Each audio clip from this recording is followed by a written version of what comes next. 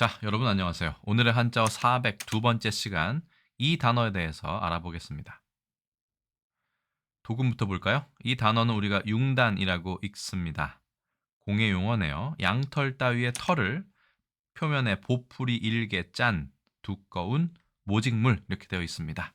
융단, 발음 요소가 작용했을 가능성이 매우 크죠. 첫 번째 글자는 가는 배 융자입니다. 우린 지금 이 글자를 쓰고 있습니다만 실제로 허신의 설문해자에는 이 글자만 수록이 되어 있습니다. 털 장식 용이라고 하지만 같은 글자로 저는 보도록 하겠습니다. 자, 털 장식 용에 대한 허신의 설문해자. 안장에 장식하는, 그죠? 안장을 짐승의 가는 털로 부드럽게 장식하는 어떤 것이다. 가죽혁의 뜻을 따르고 이 글자입니다. 그 다음에 풀날 용자는 소리를 나타낸다. 발음은 이롱절이다. 그러니까 옹이라고 발음하거나 용이라고 발음하는 것이 맞겠네요. 지금 우리의 융과는 조금 차이가 있습니다. 여기서 중요한 것은 안장의 가죽이죠.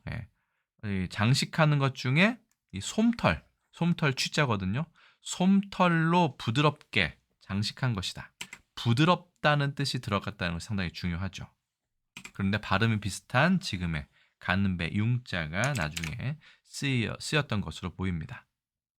두 번째 글자는 1급 배정한자 비단 단자입니다. 이것도 역시 허신의 설문해자에는 이체자로만 나와 있고 원래는 이 글자가 나와 있습니다. 이번에는 가죽혁이 아니라 가죽 위자가 그렇죠?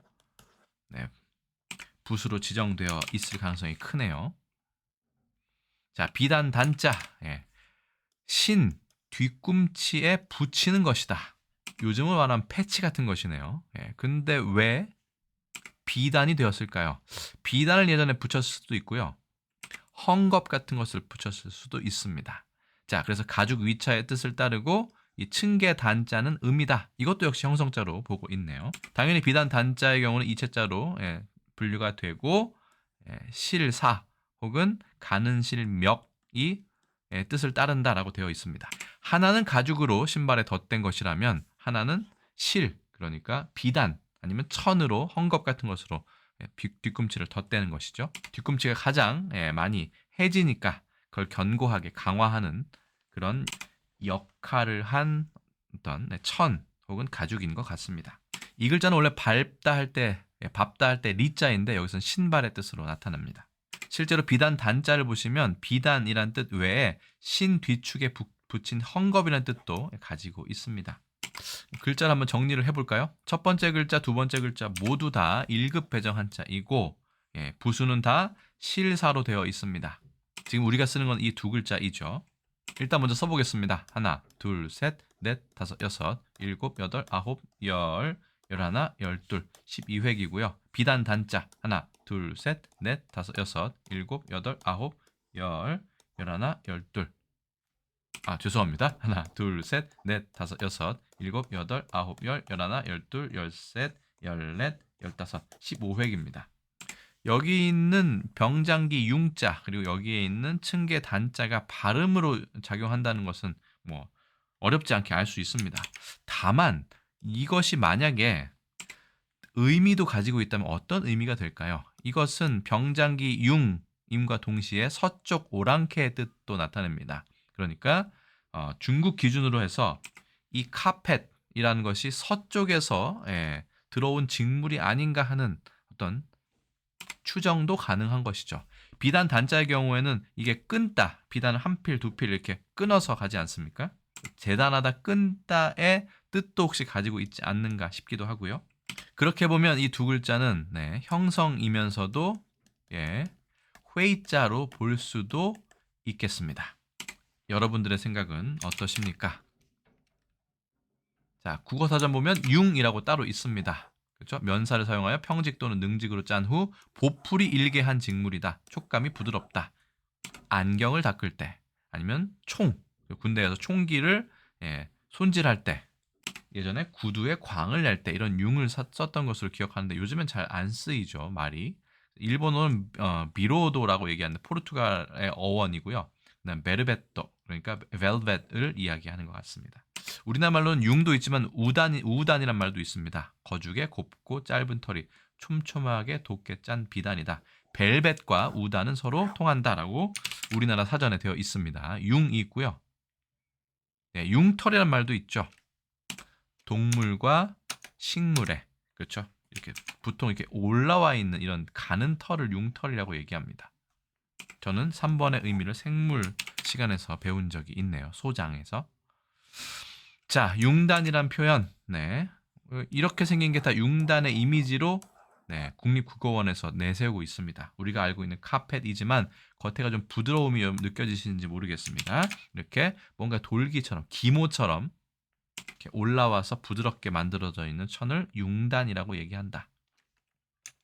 자, 양털 따위를 털의 표면에 보풀이 일게 짠 두꺼운 묘직물이다. 천의 조직을 만드는 날실과 시실 외에 날실에 색실을 묶어 그 끝을 잘라 보풀이 일게 하여 모양을 나타내며 마루에 깔거나 벽에 건다. 모전, 양탄자, 카펫과 동의어입니다. 유의어가 이렇게 되는데 L 교수는 발목이 푹푹 빠진 녹색 융단 위를 10m가량 걸어가 전화를 받고 있는 이사장 앞에 섰더란다.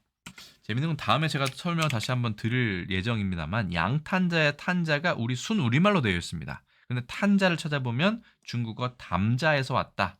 왜 담자가 탄자가 되었느냐? 아래 보시면 담자를 중국에서 쓰고 있는데 카펫이라는 뜻으로요. 아니면 담요라는 뜻으로 씁니다. 이걸 탄즈라고 해서 이게 탄입니다. 발음이 담이 아니라.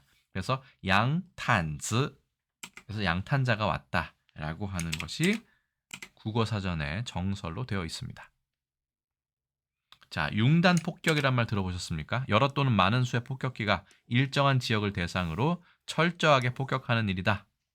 요즘은 융단이라는 표현은 쓰지 않지만 융단 폭격이란 말은 상당히 자주 쓰는 것 같습니다. 실제로 이것은 영어의 carpet bomb에서 왔다 라고 보통 보고 있습니다. 말 그대로 카펫 폭탄이죠. 융단 폭격.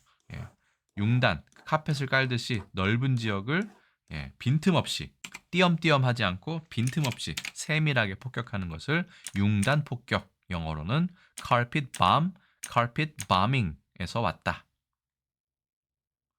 그렇다면 한중일 삼국에서는 이 글자를 어떻게 쓸까요? 우리나라 융단, 중국은 융단이 따로 없었고 지담이네요. 띠단 이런 걸 많이 씁니다.